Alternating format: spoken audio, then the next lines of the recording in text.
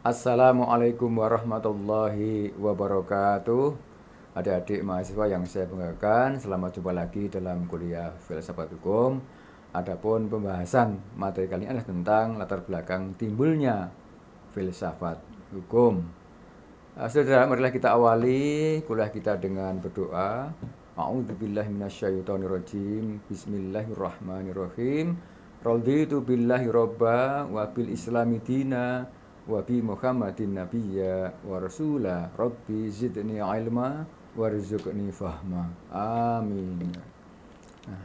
Adik, marilah kita simak sejenak tentang ilustrasi hukum ya. Jadi hukum itu kan ilustrasinya adalah seperti putusan hakim, hakim untuk palu, ini ibaratnya adalah sebuah hukum juga. Nah, timbulnya filsafat hukum itu ada 3 aliran yang akan kita bahas dalam kuliah kali ini.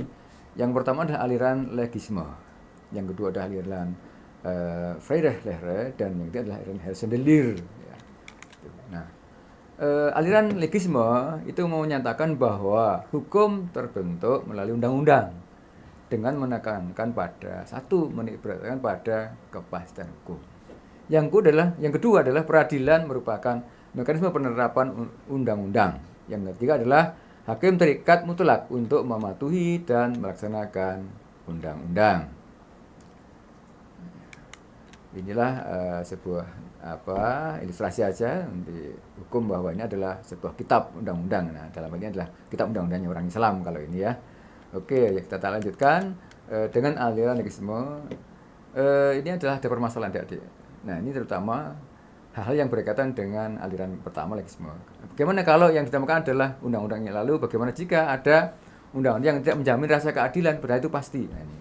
Dan segala putusan hakim harus selalu dianggap benar. Nah, ini kan menjadi masalah.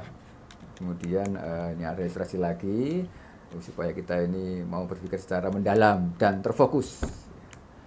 Nah, berikutnya adalah tentang aliran Freire-Lehre. Hukum terbentuk dalam lingkungan peradilan dan juga oleh badan peradilan. Dalam hal ini, hakim sebagai pembentuk hukum. Hakim menemukan hukum, undang-undang bukan satunya sumber hukum ya, tapi hanya sebagai pembantu hakim dalam menemukan hukum. Nah, di sini ya, hakimlah yang sebenarnya merupakan pembuat hukum. Ya, segala putusan yang dibuat oleh hakim itulah hukum yang sebenarnya.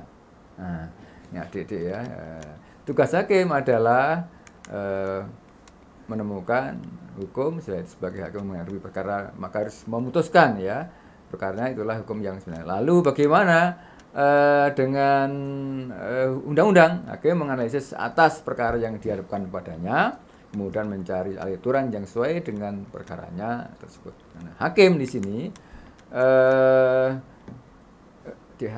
kemudian membuat putusan. Lalu itulah yang hukum yang sebenarnya. Jadi hukum itu adalah putusan hakim. Ya, undang-undang bukan sumber hukum ya, tetapi hanya sebagai pembantu hakim di dalam membuat hukum, dalam menemukan hukum. Nah, jadi yang saya banggakan yang kedua adalah irisan Freire-Lehre. Ini dihadapkan pada masalah kapasitas dan kualitas hakim. Nah, ini harus ya, hakim harus berkelas tinggi supaya putusan-putusan itu betul-betul berkualitas. Yang kedua, ketidakberpihakan para pihak. Jadi hakim harus imparsial. Hakim harus mandiri dan tidak boleh memihak kepada siapapun kecuali kepada kebenaran. Nah, ini ya. Kemudian yang bagaimana aksesibilitas masyarakat terhadap putusan. Bagaimana putusan hakim ini sampai ke tangan masyarakat luas. Ini. Yang keempat adalah apakah putusan hakim bisa dipakai oleh hakim lain jika menghadapi perkara yang sejenis atau perkara yang mirip. Nah, ini harus kita perhatikan secara khusus. Nah, yang ketiga adalah namanya aliran Hersendelir, yaitu hukum terbentuk melalui beberapa cara. Yang pertama adalah pembentukan undang-undang. Jadi sudah kami sampaikan di depan. Yang kedua adalah interpretasi undang-undang.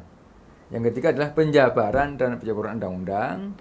Dan yang keempat adalah berkelanjutan hidup, yaitu adanya upaya hukum, misalnya ada kasasi dan sebagainya. Nah, ini Hersendelir berpendapat semacam itu. Ya. Jadi bahwa Hersendelir ini mengakui bahwa hukum bisa terbentuk melalui undang-undang. Di Indonesia ya, ada undang-undang yang dibuat oleh eksekutif dan bersama legislatif. Adapun sumbernya itu bisa berbagai pihak. gitu ya. Jadi pembentukan undang-undang ya. Nah, kemudian dilakukan melalui